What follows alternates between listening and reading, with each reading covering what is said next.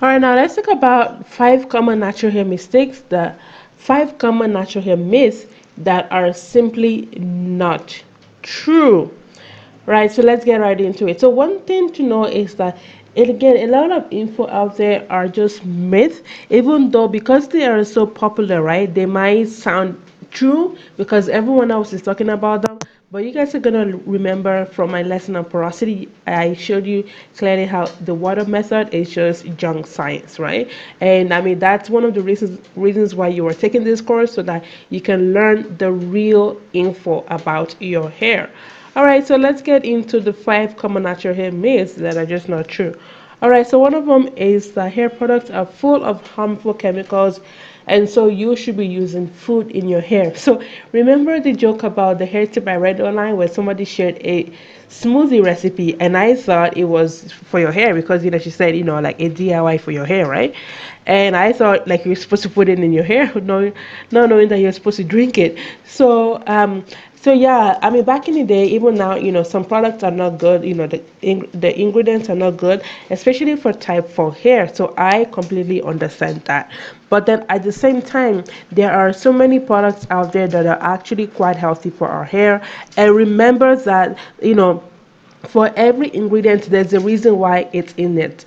There's a reason why the particular ingredient is in there. So I know back in the day, our forefathers and foremothers, they used herbs, they did everything, they put everything together from leaves and stuff. But remember back in those days as well, a lot of those herbs just didn't work, right? So that's why we need science and medicine and stuff to treat all this um, illnesses that people were dying of back in the day. Because that back in the day, people died of cholera, fever, typhoid, and stuff like that. But now with medicine, we can stay alive longer. So just remember that even though some chemicals they might seem very hard to pronounce, but that's because the scientific community, the scientists made it hard to pronounce because you're not supposed to know how to pronounce them. Only they know how to pronounce them. So don't worry too much about it because I've read where people say, okay, if you can't pronounce an ingredient, it means that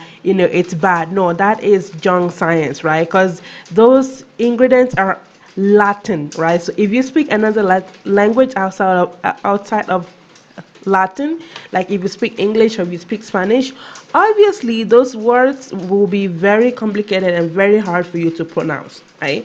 So just remember that, some ingredients, they're hard to pronounce, they're very long, complicated, but they are in there for a reason. And hair products are getting healthier and healthier now, so you don't need to put products in your hair, you don't need to put food in your hair. The best way will be for you to eat those products, the bananas and stuff.